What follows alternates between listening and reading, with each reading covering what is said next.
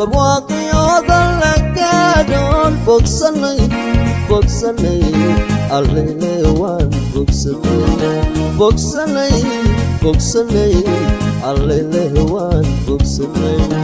elleloy eliyaloyeloy bogsanay waa badhaadhay dayaci wakaa soo bidhaane bishari waa bilqayre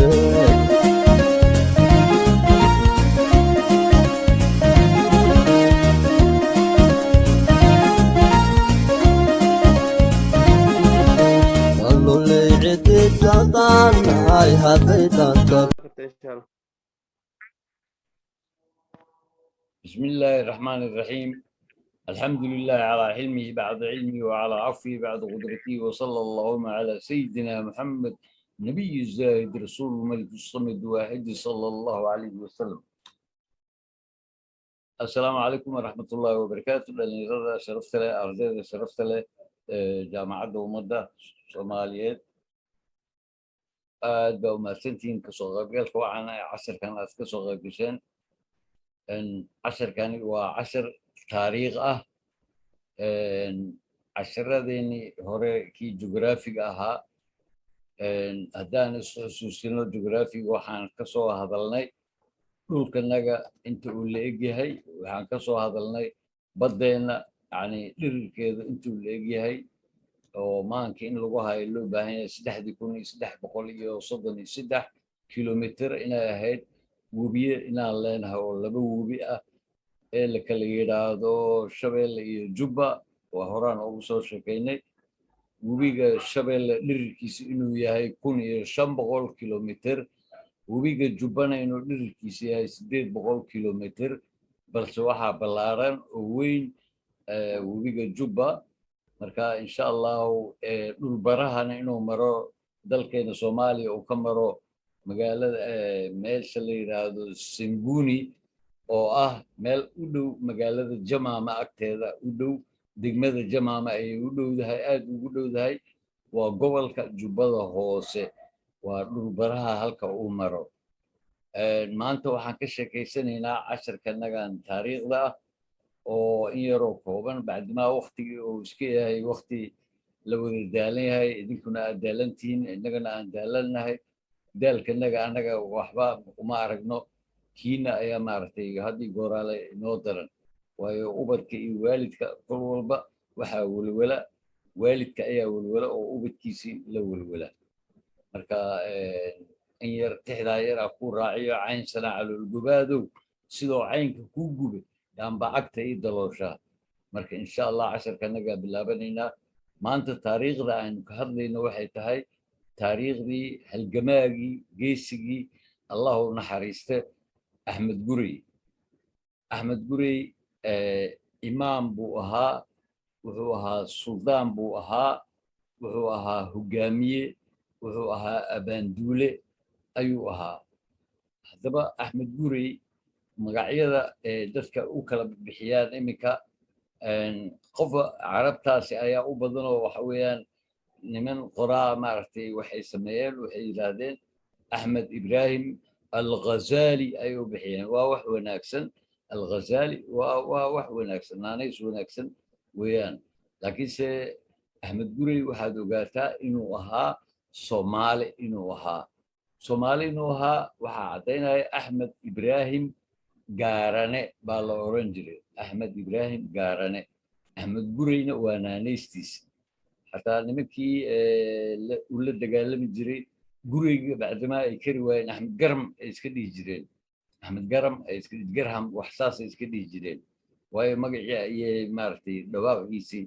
waa dhawaaq ku cusub oo afkooda aanan ku jirin haddaba Axmed Gurey geesigaas Allah u naxariisto wuxuu ahaa geesigii boqortooyadii xabashida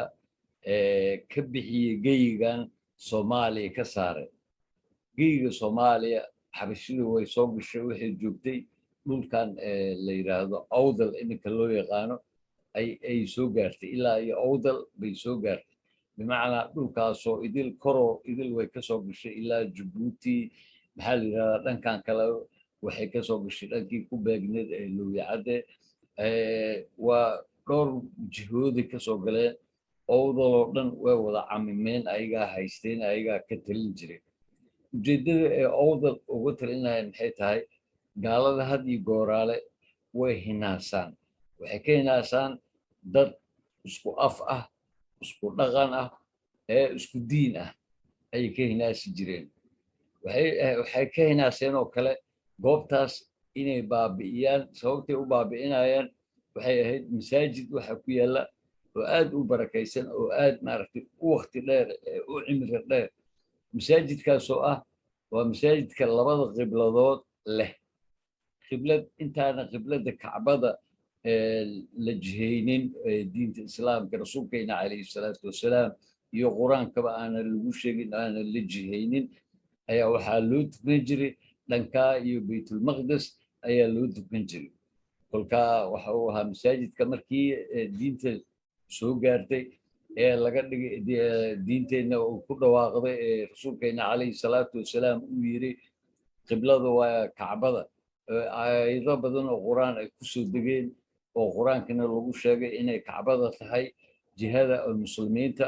ay u tukanayaan ay u jeesanayaan kolkaa qibladaasaa misna la sameeyey kolkaa masaajidkaas waxaa la odhan jiray masaajidkii labada qibladood lahaa marka dadkan gumaysiga haddii gooraale waxooda waxa weeyaan inay diinta aad leedahay inay burburiyaan dhaqanka aad leedahay inay burburiyaan oo maaragtay kooda ay kugu beeraan axmed gurey wuu ka dhiidhiyey ciidan buu samaystay ciidan taabacsan ummadoo dhan baa taabacsanaydba maxaa looga guulaystay boqortooyadii gumaysiga oo xabashida ee la jiray weliba waxaa wehelinayey oo garab u ahaa iyaga gumaysiga nimankii la dhihi jiray bortugiiska ayaa u ahaa garab u ahaa maca bortugiiskooda waa la jibiyey ilaa ma addis ababa lagu dhowaado ayaa la geeyey kolkaasaa bortugiiskii soo xoojiyey ciidamadiisii oo qolooyin kale hadda iminka aanan la sheegin laakiin oo isla gaaladaas ah iyagana soo xoojiyeen oo reer yurub ka yimid maxay u xoojinayaan calashan waxay u xoojinayaan dowladdan boqortooyadan kiristaanka ah ee meesha ka bixi rabto inay caawiyaan ay guul siiyaan axmed gurey halkaas ayaa lagu jibiyey allah u naxariisto kolkaase waxay bilaabeen dagaal maskaxeed wax la yidhaahdo ayay bilaabeen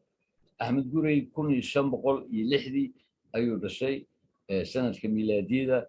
wuxuuna geeriyooday allah u naxariisto 1543 ayuu geeriyooday dad baa waxay yidhahdaan 1507 iyo 1506 marka 1506 ayaa inta badan raajix loo badan yahay haddaba kolkii uu geeriyooday allah u naxariisto axmed gurey kadib ayaa waxaa bilaabatay dagaal maskaxeed inagu bilowday dagaal maskaxeed ma garanaysaa dagaal maskaxeed waxaa la yidhaahdaa in lagaa qabsado maskaxda dhaqankaada in ayr loo baabi'iyo in loo baabi'iyo taariikhdaadii ayr loo dhalan rogo oo si ayna ahayn loo qoro waxay bilaabeen inay taariikhda axmed gurey ay ka dhigaan inuu ahaa nin carbeed oo saldanadii cadal la dhihi jiray cadal marka cadal gaalada unba u qortay bugaagtoodii ku qoreen dadkeena badan inta badan waa iska raaceen cadal mahayna awdal bay ahayd boqortooyadii awdal ayay ahayd marka cadal bay u qoraan waxyaabo badan oo qaldan oo qoraaladooda ay ku dhalan rogeen ayaa jirta sida maalan buurta surcad waxay ku qoraan buurta surad waxa la yidhaha surad af soomaaliga haddaan ka baarnay waan ka weynay suurad quraan way jirtaa suurad tii quruxda way jirtaa suuradda laakiin surad waa garan weyna annaga markaa surcad bay ahayd waayo taariikh marka la baarayo dadka deegaankana waa laga waraystaa dadkooda da'da ah waa laga waraystaa dadkooda maaragtay inta badan deganaa meesha goobta aad doonaysid inaad wax ka heshid cilmi baaris ka samaysid goobtaas dadkii wiligooda deganaan jiray ayaa kolka hore laga waraystaa marka waa surcad sidaasi lamida adal mahayne awdal bay ahayd saldanadii awdal ayaa la oran jiray oo gobolka awdal dhulkaasoo dhan ayaa awdal la oran jiray haddaba boqortooyadii xabashida kolkii laga saaray dhulkaasi oo Axmed Gurey Allahu naxariista ku geeriyooday dhulkaasi Oromiya meel u dhow Addis Ababa u dhow ku geeriyooday ayay waxay bilaabeen sidaa iminka idiin sheegay waxay bilaabeen inay maaragtay dhalinrog taariikheed bilaabaan dhalinrog dhaqanka inay ku sameeyaan waxyaabo badan inay abuuraan haddaba taariikhdannada waa muhiim waa inaynu annaga aan urursanaa oo annaga aan raadsanaa haddaba wax taariikhdaasi sida loola dagaalamay waxaa markhaati kaaga ah iminka meel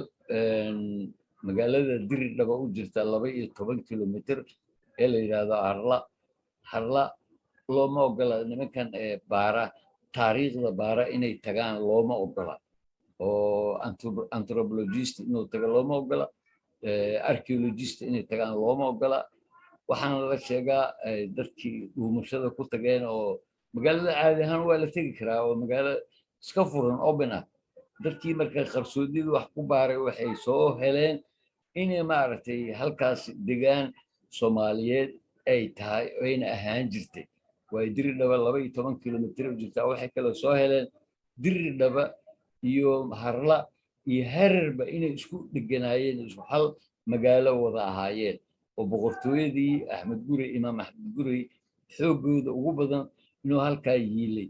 oo xabashida lagu jibiyey iyo gumaysigii Boortaqiiska lagu jibiyey inuu halkaa yiilay Harla looma ogola archaeologist looma ogola anthropologist looma ogola waayo xaqiiqdii bay u tegayaan marka laakiin xaqiiqda waxaad ugu tegi kartaaba adigoo taga awdal taga ama meelaha u dhow taga si wanaagsan aad maaragtay dhulkaasi aad uga baartay weli raadkii uu jiraayo ma baabi'in marka insha allah casharka intaasuu ku egyahay wixii su'aalo aad qabtaan maca kan ama kii hore intaba waad soo weydiisan kartaan waa idiin furan yihiin codka insha allah inaad soo weydiistaan soo gudbistaan wax alla wixii weydiin aad qabtaan anna wixii warcelina insha allah diyaar baan idin lahaa haddii alla yidhaahdo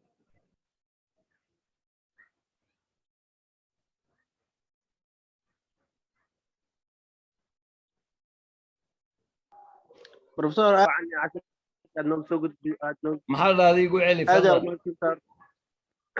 هذا ما سنتا ولا سوى أنا عشان نوصل ديار السي هذا أنا كقبل يا شو وحن قعد سنة عندي سؤال يعني قاعد تتاجسو سي أو هل عد